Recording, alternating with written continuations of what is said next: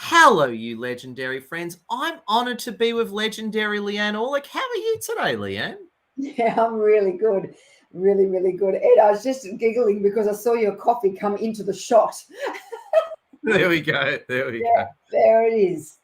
And I was just saying to you before we jumped on the live that I this is just regular coffee you get from the supermarket, right? But I prepare it in the proper Persian Greek way, not this hoity-toity coffee machine stuff. I do it the old-fashioned way. Nice, nice. Yeah. I mean, I'm Greek, so I can relate to that. Although I don't drink coffee, but I drink a lot of tea and especially Greek mountain tea from Mount Olympus. So there is a company that actually So it's exports like and blessed by the imports. gods. It's like Thor tea sort of thing. It's That's from the right. gods. Yeah, that's right. It's like Aphrodite has Oh, blessed the the tea fields of Mount Olympus, and then oh. I put it into my teacup. Yeah, and it's But delicious and it's really good for your skin, really good for your digestion and your health. Yeah, really good. the influencer in me just has this image of I'm drinking tea from Mount Olympus, from the fields owned by Thor himself. Chris Hemsworth, Yeah. not Chris Hemsworth, but it's in Thor. No, yeah, yeah. I should have like an olive like leaf branch around my head right You now could with my cup of tea. with a Yeah. toga. There you go. There you go. Yeah, Anyway, with my, my one armed, toga. toga, Yeah, yeah. yeah. And you guys invented democracy too, didn't you? We invented everything. Yeah. You invented democracy, feta. I like feta. What did you invent? Balloon, Democracy, feta, construction.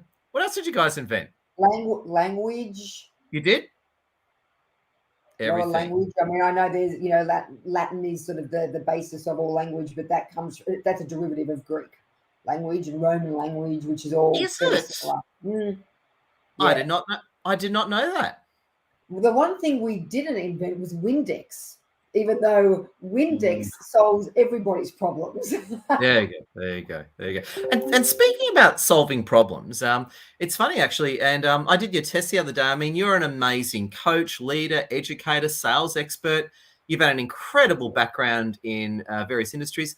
And we're talking about archetypes the other day, and I completely misread my own archetype. And I just want to leave it over to you. Can you tell us what archetypes are and how it benefits Yeah, people? And yeah, I'd love to get absolutely. into my mistake as well. Not a mistake. It's just anyway. We will talk about that. But archetypes, in general, they're universal inborn models of people and personalities that derive from what's called the collective unconscious, which is sort of our subconscious, but it's collective. It's a collective of patterns, symbols, colors, icons, and these models play a major part in our motivations, in our emotions, and how we behave.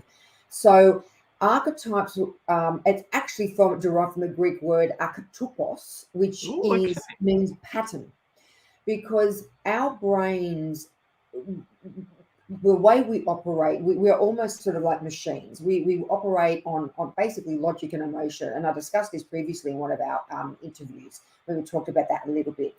But basically, when we see a pattern, when we see a symbol, a structure, certain colors, certain geometries, certain symmetries or asymmetries, we create a almost like a memory or a feeling towards that. And in business or in branding in particular, in marketing, but I use them for business, it is the subconscious decision making. So it's what triggers these psychological triggers for someone to make a decision to buy a certain Just product. just jumping in, and I know you know this. I'm asking for the sake of the audience. Subconscious. Now, I know to you asking you what subconscious means is asking you what a glass of water is, but can you just stop right there? Could you tell us what subconscious actually means? Because I get asked this a lot, and a lot of people don't really get it. Can you just unpack that for a second? That'll help build on your stack. Sure. So the subconscious is obviously a level of not unconsciousness, because unconsciousness we're not aware, even though subconscious we're not aware, but it's involuntary, innate at what we naturally do without thinking. So it's involuntary. It's our preferences. It's what makes us comfortable. What makes us feed that urge or desire in that moment, but it happens at a different level. It eventually comes up to the conscious because we then have to make a decision. But how have we made that decision? There's something in the below the conscious, in the subconscious, that it has involuntarily connected us on an emotional level to decide whether to do something or not do something, whether to go forward, whether to go back, whether to talk, whether not to talk. So you're saying, and this is the key point where I'm going to, is that our subconscious is actually responsible for most of our decision making, not our conscious. Is that what you're getting at? Pretty much, yeah. Wow. Our decision making, yeah, and this is where archetypes are so powerful, because archetypes happen in the collective unconscious. So the collective unconscious is a theory that was developed by Carl Jung.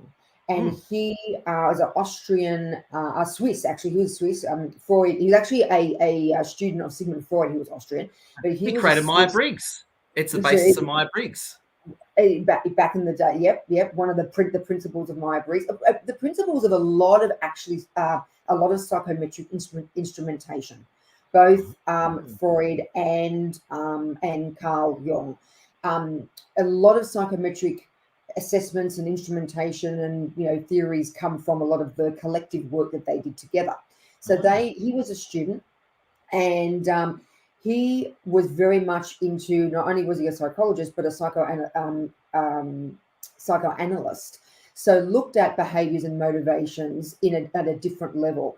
And he's the one that sort of determined. Now, archetypes have been around forever, like thousands of years, because they're what we use to make decisions and behave in a certain way, feel a certain way, and what motivates us or drives us to do something.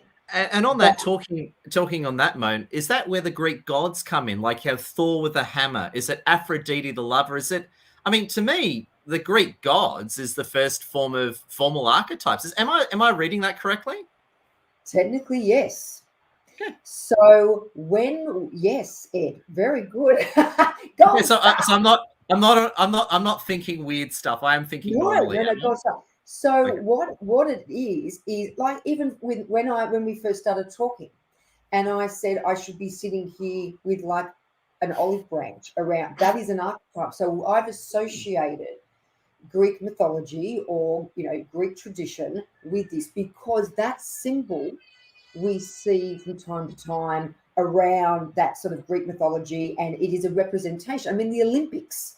The Olympics had, the Greek goddesses come out with it. Like, so these are certain symbols and patterns and archetypes that we remember. Big companies, big companies like Google, Apple, Microsoft, Coca-Cola, they have iconic symbols, iconic logos, iconic colors, iconic fonts. I mean, I break this down with businesses down to colors and fonts as well. That portrays a certain voice to their consumer. So, for instance, you see a Coca-Cola, like a can of Coca-Cola, it is instantaneous. Yeah. Quite often what happens is people then relive subconsciously some great moments. So it may be, hey, I was at the cricket. Oh, it was a really hot day at the cricket. I mean, I don't drink Coca-Cola. I'm just saying, really hot day at the cricket, and someone came round with, a can of Coke, and it was so refreshing. That's a positive and really nice behavior that you associate with that. I'm going to tell you something bad about me, and I'm just going to tell the truth here. I drink too much Coca-Cola, right? I'm a Coca-Cola buff. What I do now is my business is quite independent and automated. I actually have gone back into one of my old hobbies, gaming, and I'm playing a video game called Fallout 4. And when I play Fallout 4, I have to drink a Coca-Cola. And when I'm drinking that Coca-Cola and playing Fallout 4, I'm kind of reliving my childhood. So it's funny. I'm mentally wired to when I'm playing this video game, I want to drink Coca-Cola. When I drink Coca-Cola, I want to play this video game. So is that an example of how they've messed up my poor little head? No, it's because you associate. So all archetypes, so there's 12 archetypes. There's hundreds and hundreds of archetypes, but they've now, or Carl Jung, but in 1919 is when this all sort of came to light.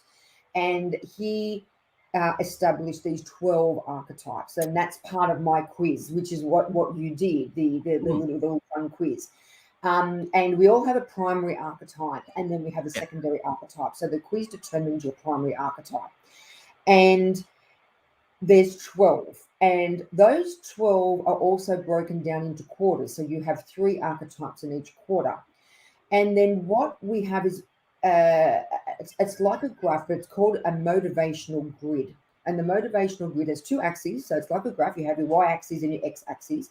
There isn't a positive and negative on either, like you normally would in mathematics, physics, engineering, but you do tend to pivot or seesaw along the axes.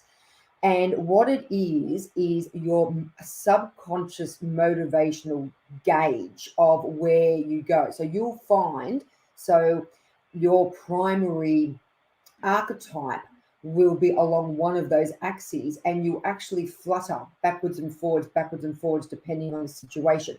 You don't change. So your archetype, your primary archetype that you are, you have always been that, and you always will be that. But you do fluctuate along along the axes or axis. For me, I have a primary archetype of a sage. My primary archetype is a sage, and we can go into them if you want to. And my secondary archetype is a creator. Now, so just on that, the sage, I mean, this is from a guy who played a lot of Skyrim and Elder Scrolls. So is the sage like the mystical healer? Is that the sage category?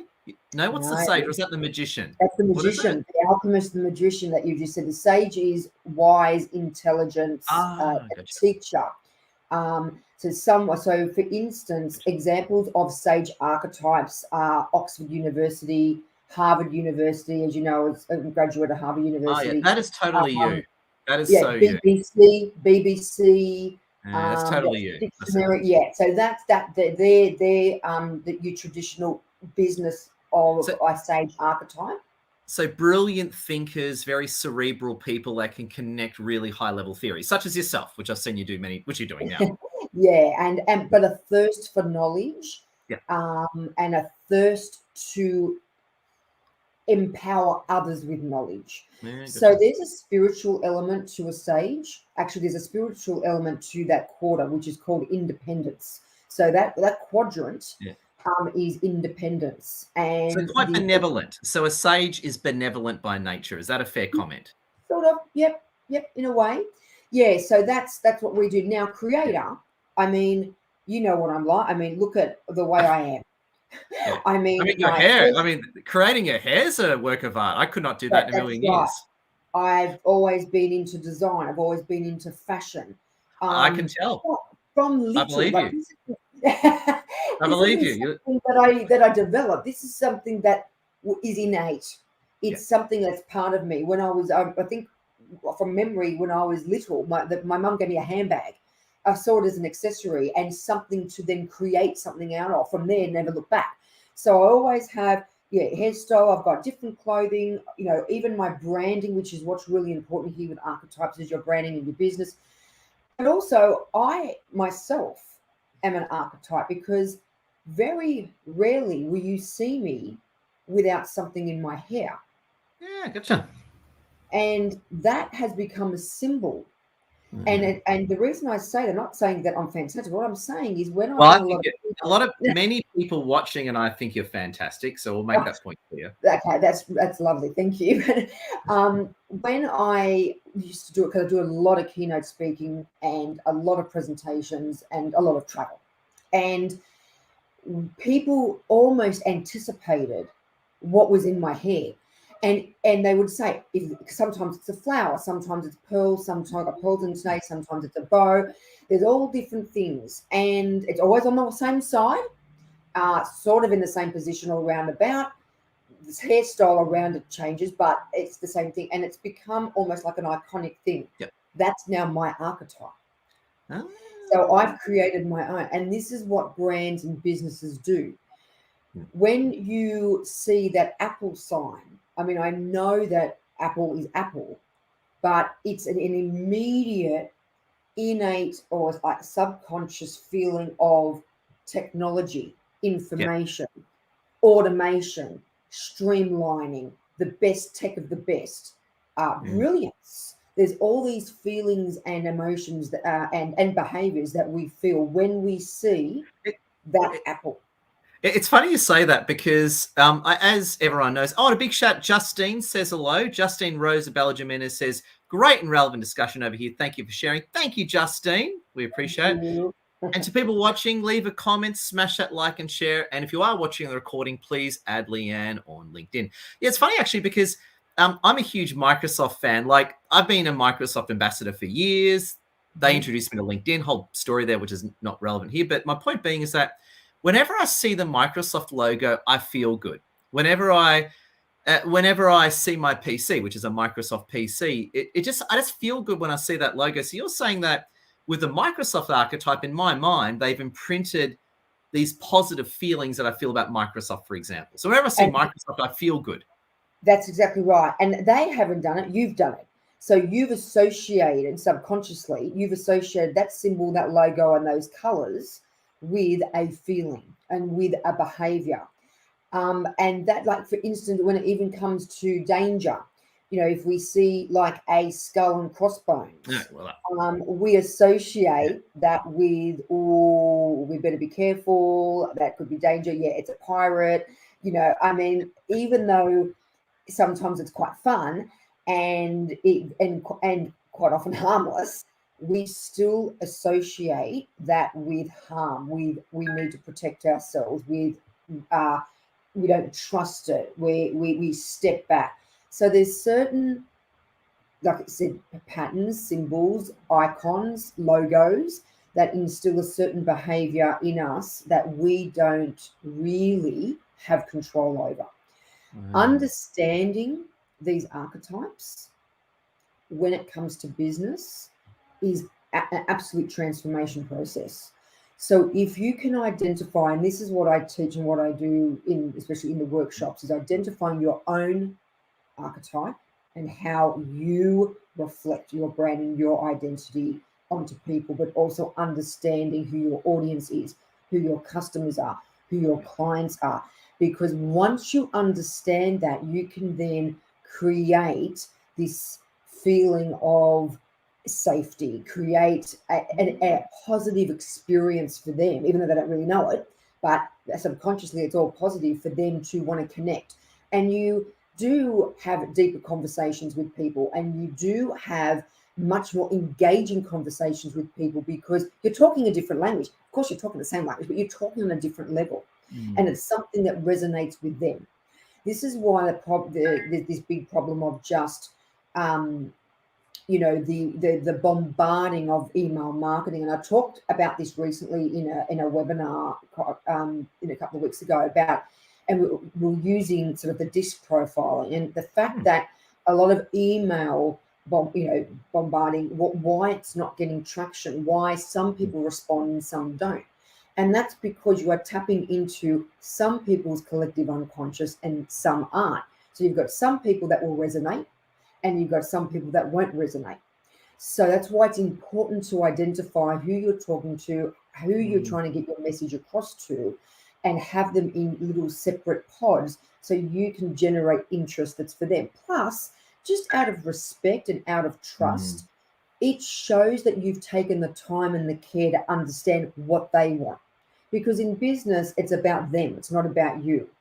So connecting at a much deeper level means that you've got sustainability, there's going to be success, you're going to get sales, repeat sales, which is actually most important, and you're going to build this business relationship that's going to be long-term. Yeah. It's funny you say all that, because, and you'll appreciate this actually, and you're the positive example. So you're my thesis that I'm going to use to bash the antithesis here, right? So interestingly, as you know, and thanks for supporting us, by the way, our business has reached a point where it's, we've got that base, we've got that recognition, all our expenses are covered. So, I used to, if a bill came in 3 years ago, I'd be, how the hell do I pay it? Now the most annoying thing is, when do I get to PC to pay it? So I got that feeling now. And interestingly, in that experience, we've entered the point with our meetup events, like our face-to-face events and that, we've actually been doing a bit of a clean, because what will happen is we'll run a meetup event and we'll have 30 people face-to-face or 40 people on a Zoom, whatever. And every now and then we'll get a troublemaker that comes in, right? They're not necessarily bad people, but they're toxic, they're causing trouble, people don't like them. And what I've found has been so important for us is actually, in a way, following your logic, we've actually been removing people from our meetup group because they come in and start trouble. And it's interesting you bring that up because we were actually talking to Lassie yesterday. We were saying, what sort of people do we want in our community, right? And you came up as a positive of that. It's sort of like we started talking about Leanne Elich and a few other characters as a positive, and then we started using you to then as the extreme to bash the other side. And we thought, we don't like people that are negative. We don't like people that bring down other people. We don't like people that are just self-centered. Is that an example of archetypes? Like, are we thinking in archetype terms? What do you think of what I'm saying to you? 'Cause I'm still working through it, as you can tell. Yeah, no, not necessarily. That's just behavior. That is behavior. Really, that comes down to behavior. But also, when people are negative and when people do bring a toxic feeling or emotion or culture to an organization or group, it's generally because there's something going on in their lives or something that's happened to them that they need to deal with. So that can be quite dangerous for the rest of the group. So what you've done in separating that is absolutely perfect. But it's a fine line because you don't want to isolate them either. Having said that, you don't want to jeopardize the rest of the group and the positivity and the optimism. Well, on that note, I'm talking fairly extreme behavior. Yeah. Okay. So I don't mean, like, we all have bad days. And I can be toxic at times, and I say that with shame. I don't mean, what I mean is I'm talking fairly extreme sort of behavior. Right. Okay. Yeah. Well, yeah. I mean, again, it's behavior. It's not really an archetype. It's still behavior. Yeah, and that's a totally. I mean, that's behavioral science rather than neuroscience. Yeah. So on that point, then, so I shouldn't confuse someone's behavior necessarily with the archetype. So I might be conflating those two things accidentally. No, yeah. So behaviors are very, very important in terms of archetypes, but it's actually the motivation behind the behavior. So if someone just acts out in a certain way, that could just be because they're feeling bratty, where the overall holistic behavior of like you associating me with books, associating me with a university and me studying that behavior, that's different. Or being creative, but being naughty or being toxic, that is purely a behavioral element only, not archetype. That person could still be a sage archetype or still be probably not a lover archetype. I wouldn't say that they would fall into that category, but or a creative archetype. But I'm also a creator and I don't behave like that. So it purely comes down to circumstances and behavior. Wow, incredible. So I love where you go now. I did your and I was wrong, and I'll say that publicly. And hundreds of people that see this recording and go, "Oh my God, I see Ed. Ed's wrong. I condemn." So I was wrong, right? Everyone, it is so funny, Ed. And when we had that conversation, wrong. And to be honest, most people I come across and I get to do the quiz, all those, and again, I've done quite a few webinars on this. Everyone will go, "Oh, I'm a creator. I am a lover. I'm a ruler. I'm a caregiver." I mean, I can list the 12 of them if you want. Because it's what we see very superficial, and it's a perception of ourselves. But how do we actually behave? Again, subconsciously, and that's when, honestly, I'm not going to say 90%. That's probably a bit high, but probably about 85%. Sorry to interrupt you. We've got Loretta Remy with us on LinkedIn. Loretta Remy, my wonderful friend from Florida. Wow, such an excellent conversation, Edward Z. You two are amazing. Thank you so much for sharing. Happy Friday. We love you, Loretta Remy. Thank you, Loretta. And by the way, smash that like, share, and comment, everyone, and connect with Leanne on LinkedIn. Sorry, continue. Just want to acknowledge Loretta. Yes, so no problem.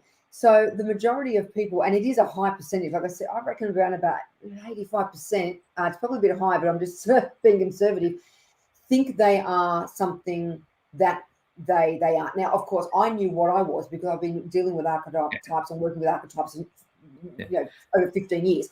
But someone who's not familiar with it will always, generally get it wrong. Yeah. So And thank you wrong for that. is the right So word. whilst I got it wrong, you're defending me on the basis saying everyone gets it wrong. So I'm not some kind of moron No, that needs therapy just yet. no, because it's a totally different level of understanding. So for you, Ed, you thought Oh, you and were a quickly, real we have Vassiana from YouTube saying good morning. Vassiana, big welcome. So we got Vassiana from YouTube tuning in. good morning, Fasiana. There you go. Sorry, continue, please. So with your archetype, you thought you were a particular archetype, and Yeah. I knew immediately. I can. You had me pegged. You knew Yeah, exactly what I was. You're like, and when you were telling me, I'm thinking, and I didn't say anything because didn't want to give. yeah, you hustled me. I Didn't like want to create bias at it. all. Yeah, I wanted to just do it and see what you came up with. And of course, what you came up with was very, very different, wasn't it, Ed? yeah. Yeah. So just for the sake of it, I'd much rather you say it than I would, because you'll do a better job of saying it. Can you Sure. tell me what I went through? So what I thought I was, how I was wrong, and what I actually was. And can you explain that? Because I know a lot of people watching will really be interested in that Sure. thinking I went through. So Ed initially said to me, I'm a ruler. Yeah. And I believe the reason why you thought that is because of all the influencer work that you do. You are a very organized, very Mhm. much structure. Yep. You have processes. Yep. You are,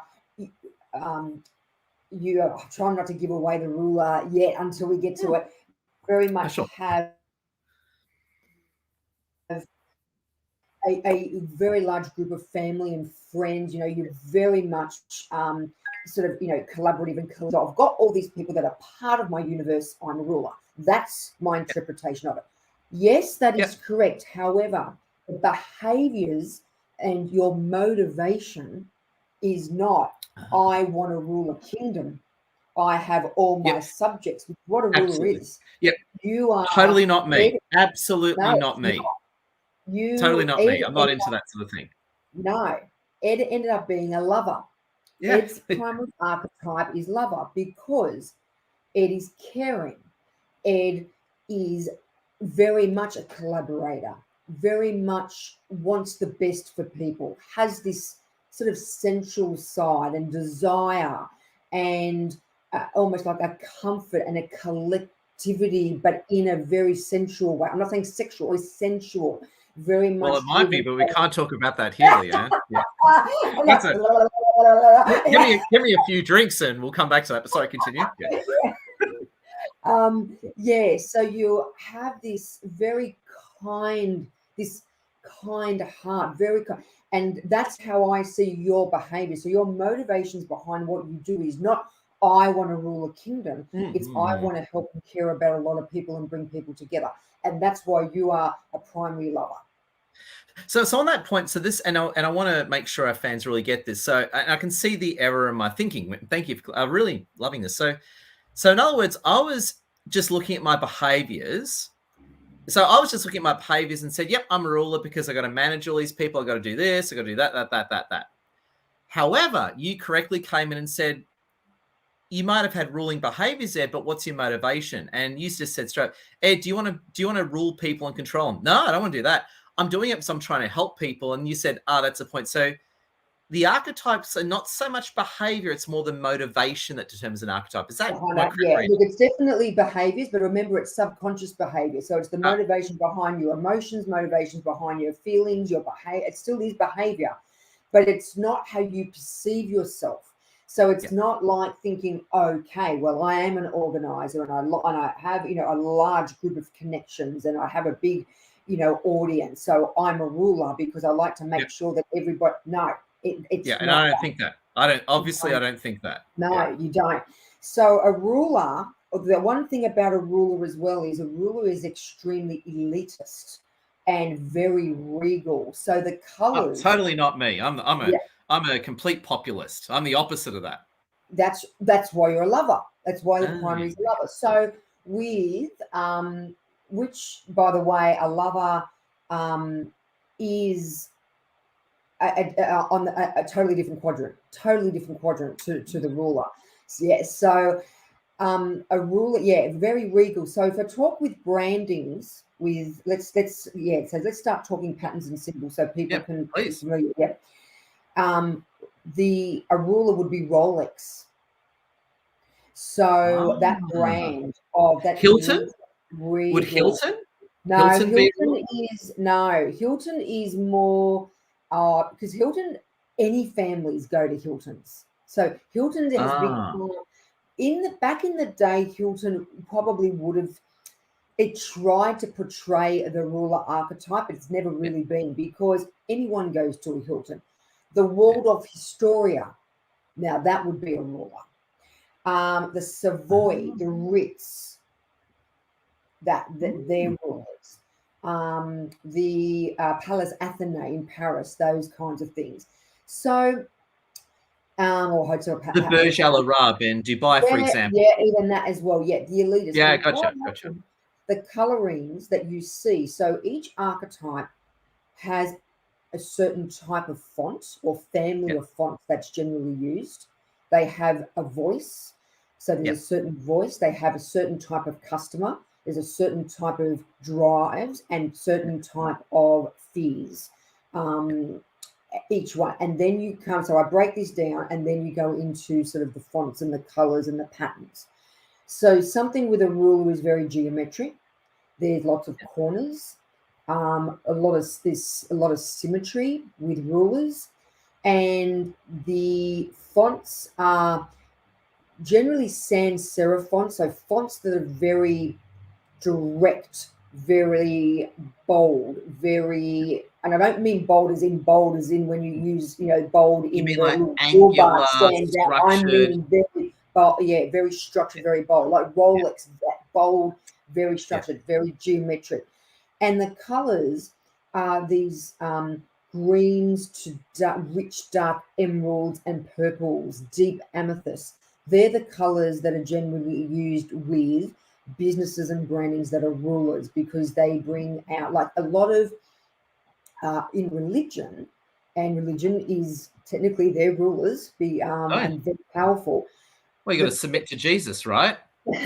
the priests wear the whatever they wear. There's a lot of purple in their robes and in their garb, and that's because it is a regal color. It's an elitist color, so they're the colors. So for me, for a sage is green as well. Actually, a sage, but it has different shades of. So it has more of it's a lighter shade of greens because greens foundation of knowledge, foundation of intelligence, and a little bit earthy as well. Creator creators like bold blue, and just thinking off Yeah, the top of gotcha. my head, the five of them. There's bold blue, bold fuchsia, bold orange, bold, Microsoft.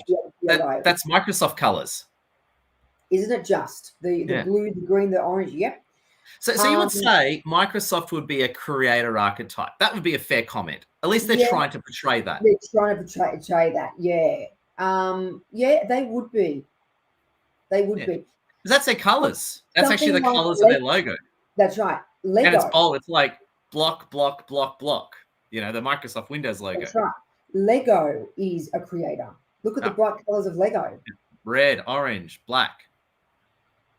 You know, there's red, orange, black, yellow. Yep. There, yeah. So different, yeah. So each now they it's not an exact sign. So you will get Yeah. someone who is a sage or sage brand that might throw in a little bit of yellow, but it Yeah. might be more bronze. It would never be a bright yellow. The tone would still be the same as those sage colors, Yeah. those But undertones.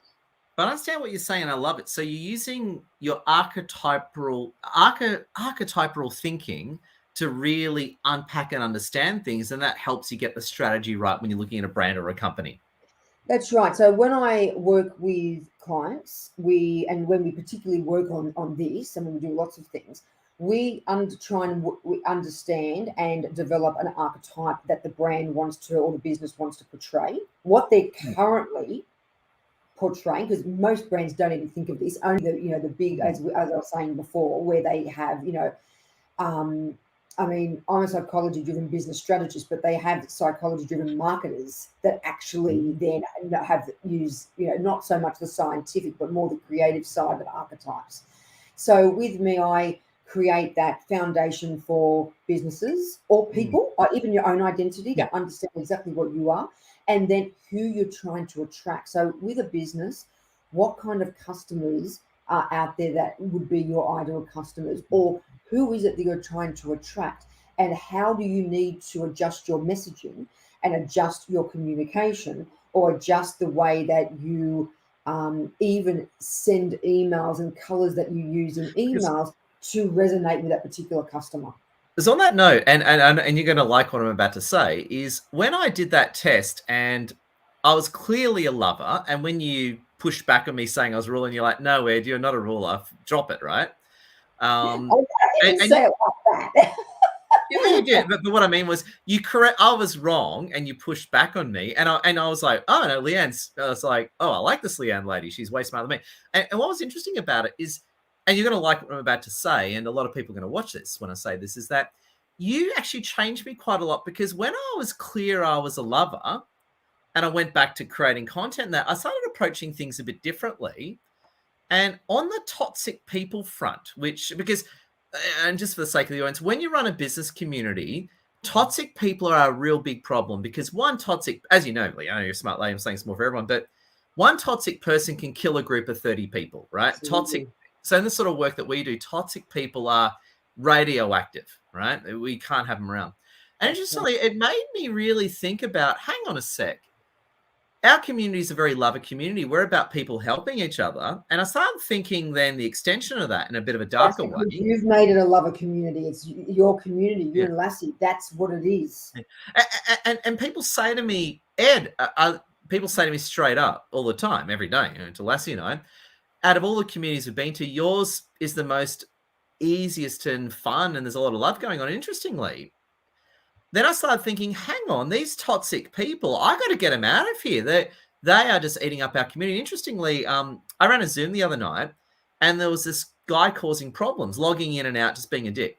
And I just kicked him off the Zoom call, and the Zoom event went so beautifully. And I started thinking, if I let him back into that call, he would have just disrupted it for everyone. So your archetype already started changing the way I run my business, and I love it. Good. And toxicity changes dynamic. Totally changes dynamics of any organization, any group, any meeting, any conversation, actually. But that is true. And this is what businesses find. They do transform. So what happens is you get this sense of clarity. It's almost like, okay, I understand that subconsciously I thought I was doing this, but what my innate feelings and emotions and motivations is actually this, and it gives you clarity.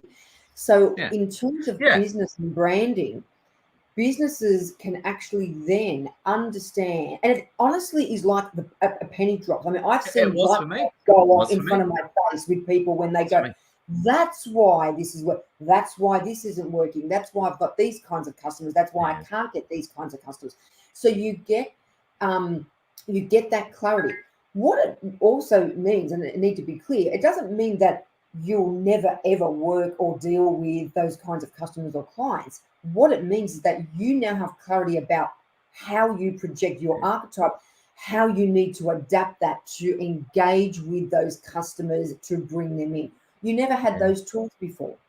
Now you've got those psychological triggers to be able to say, hang on, I know I'm a sage. That person is a lover.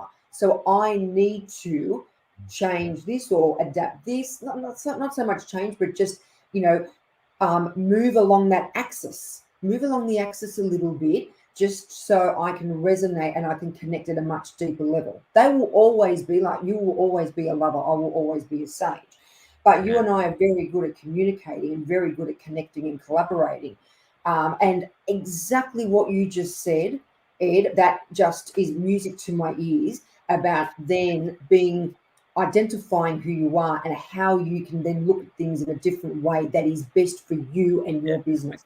It's funny. So your business is all of us, all of the community. Yeah. Yeah. So, as I love how you framed it. And I suppose there's two ways of looking at it. And I love how you said you might identify it, and the penny did drop for me, obviously, you can tell by my behavior, but you can look at it and think, how can I adapt for those person? Where in my case, I'm more like, I don't want those people. So I'm looking at it more in terms of, you know what, this group of people, I don't want them. These are the And people I that's want. So fine. you gave me more And clarity in that's who I'm fine. after and who I don't want around. Yeah. Yeah. You got to remember when you have a choice. You have a Yeah. choice. I mean, if these people aren't suitable for the community Yeah. and suitable for your business, you don't Gone. engage with them. But Yep. for a lot of businesses, there are companies out there that want to engage with certain customers, but don't know how to or Yeah. can't connect. They can't get their message or their value proposition across in a way that engages that type of person, but they Yeah. want to engage. I call it the secret language of business, and Yeah. that's exactly what it is. It's great. Love it. No, I gotta say, you've really positively messed with my head. I absolutely love it. Now, I'm just going to say thank you for your time. I know you're a busy lady, by the way, That's Leanne. So fine. thanks for That's everything. fine. My pleasure. My Yeah. pleasure. Now, I was just going to say, just now, if you just come in, if you're on the live, please like, share, and comment. Leave a comment. I can pick them up on most platforms. You're probably watching the recording. If you are watching the recording, make sure you share it and connect with Leanne on LinkedIn. Now, just so I understand it. So, And tell us do a the little bit about. quiz. Get to the Sorry. website and do the quiz. Yeah, do the archetype Yeah. quiz. Now, Yeah. I was gonna say you do a lot of workshops, you do consulting, you do keynote speaking, you do mentoring. Can you tell us a little bit about your business services? So if someone's watching and they want to hire you, what would they hire you for and how would it work? Yeah, so essentially, what we do and what our areas of expertise is in business strategy and sales. Yeah. So we work with clients um, in terms of business branding and being able to get the sales team. So we ignite dormant sales behaviors and teach them how to develop the skills and the tools to connect with customers that they don't normally connect with. Sorry to So interrupt. we, Lassie's just come in. Wonderful Lassie has come in. Love this powerful and winning conversation. Very sensational. Well, thank you, Lassie. Appreciate thanks, it. Sorry, continue, Lassie. Leanne. Lassie's So watching. we run workshops and programs, and we do the next actually psychology of sales program is in November. That's our Okay. signature program. We also build a bespoke program. So a lot of our clients that are bigger companies, we will build a program that is just for them. So we concentrate just on their business, their branding, their marketing, their sales team, their customers and customer segments, and how they can really reach peak performance, use the tools that they can reach peak performance. So we have those two. In terms of coaching, I do one-on-one sales coaching and Okay. business coaching. I do executive coaching, and I do leadership coaching Ooh. as well, and Tell us about mentoring. leadership coaching. What is a leadership coaching? What do you often deal with in leadership coaching? So a lot of the times people transitioning into or going to transition into a leadership role or want the skills to be able to transition into a leadership role. Yeah. Archetypes are very powerful in terms of leadership. So we do use archetypal strategies within the leadership program as well, and how to communicate. So the leadership program is where the business programs are about business intelligence. The leadership program is about conversational intelligence. So being able to communicate in a way to a team to create a not only be a good leader, but to create others to Yeah. become good leaders and help others become good leaders and give you the skills to lead properly, create influence, and really impactful behaviors within a group. Archetypes, like I said, are a main part, one of the big parts of leadership. And I find a lot of people are thrown into leadership roles without realizing Yeah. or not knowing what their expectation is. That happens a lot, especially with C-suite. So those in sort of, the leadership, executive leadership team roles, and they don't know how to behave. They don't know how to communicate. They don't know what skills they Mm. need. We set them on the right pathway. We have a framework that they follow that we can then give them. And for me, it's important that anyone that works with us develops the skills and has the tools that they will use forever. So it's not just well, you learn this now and see you later. This is something that is sustainable long term. It's funny, where you triggered me on that one is I was thinking I've been in business for about 10 years and now I'm an influencer coach, business networking leader and all that. Interestingly, when I was an employee and when I was in the military and when I was an employee, I'd always get promoted. And what I mean by saying promoted, quite often they wouldn't give me any extra money or the official title. Say, hi, Ed, we're still going to pay you the same, but you've now got 2 staff to train and look after, right? So I'd always get promoted and I never understood why. And first, I want to ask you on that one. And secondly, the thing I want to say to you is none of them ever trained me. So what would happen is I started managing staff when it was before I joined the army when I was 17. So I was 17 training people who are older than me, still for $7.60 an hour, right? Now, I want to ask you 2 questions. I'm just fascinated. Why do you think they promoted me? And secondly, how come they didn't give me the training? I'd love to hear your just reactions on that one. So I know a lot of people. Irene, the first thing that came to my mind in terms of that is that you exhibit leadership qualities and you are a very loyal and trustworthy person. So it actually comes down to your personality traits, and personality traits is a total separate area with archetypes. So you've got those personality traits. You're trustworthy. You're loyal. You again having that lover archetype. You're very collective. You're very much a people person. So that would have been why. Training, that's I never got it. And here's some stuff. Organization. And to be honest, love it. unfortunately, a lot of organizations don't invest in their employees or see or have the time to see the value in developing an employee to be the best leader that they can. That's changing now because but what's happening is, there's lots of people that are going, but there's lots of leadership coaching around, but it needs to be what's best for the person and what's best for the organization. It cannot be a cookie cutter approach. We immerse ourselves when we do leadership coaching. We actually get a background and have a bit more of an immersion experience of the business that they're in or the company that they're in. So we understand what their expectations are and the goals of the company. So the person that is in the leadership role is set up for success. A lot of these other businesses, they just set them up for failure, not realizing, but they do because you're just coaching that person one-on-one and not understanding the environment that they're in. And that is really, really important. I love it. So just to understand, so we live in the same city. You're based in beautiful Sydney, Australia, like yours truly. And I know you said this before, but and I'm sure once lockdown ends, which is Monday, I take it you're going to be flying around Australia again and doing some international work and doing heaps of stuff on Zoom. Is that a fair comment? Yeah, definitely on Zoom. I mean, as much as I'd love to get on a plane, we still can't do that. But I'll be having lots more face-to-face meetings, which I'm really looking forward to. We still run our signature program online, which is live and interactive online because it's national and international, so everyone can dial in. And we do that. But I think I'm heading into the city, early next week for a couple of meetings, which is great.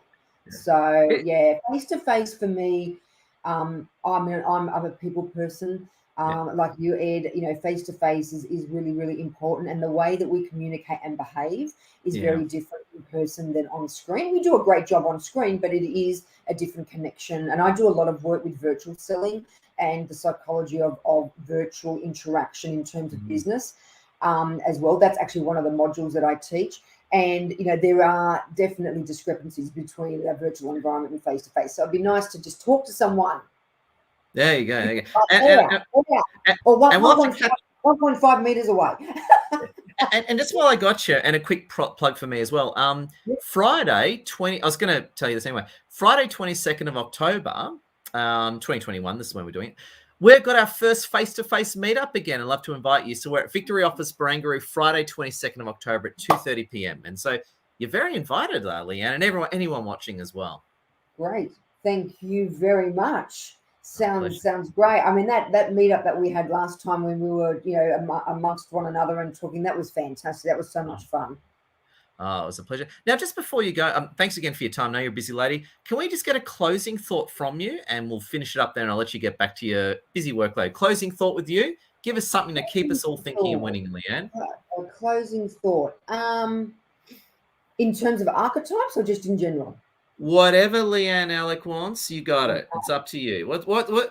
Listen to your heart, Leanne. Listen to your heart. Okay, lover. Okay, lover. Well, first of all, I want to say to everyone to stay safe and well, and that's really, really important. But I think understanding and getting clarity on who you are really gives you an identity and a drive to push and motivate and achieve certain goals. People need to understand that we all have talents, we all have skills, and we just need to find them and get the clarity behind it to use them and work with them in an optimal way. And I don't want anyone to think, even if they're in a situation that hasn't worked out for them, that they are a failure or that they are, they're not achieving what they want, because failure is a lesson, and you will get there. Just getting and having that clarity will allow you to have that drive to reach your goals, and go for it. Oh, that's a spirit. Friends, you heard it from Leanne herself. Leanne, round of applause to you. And just want to say, if you are live, thank you for watching. If you are watching the recording, make sure you share this wherever, and make sure you add Leanne on LinkedIn and say hello. Leanne, thank you so much. Got to say happy Friday and absolutely appreciate you. Yeah, thanks. Thanks very much for inviting me on. Thank you, everybody, for watching. And I look forward to meeting everyone and seeing you soon. Hey, see you, everyone. Bye.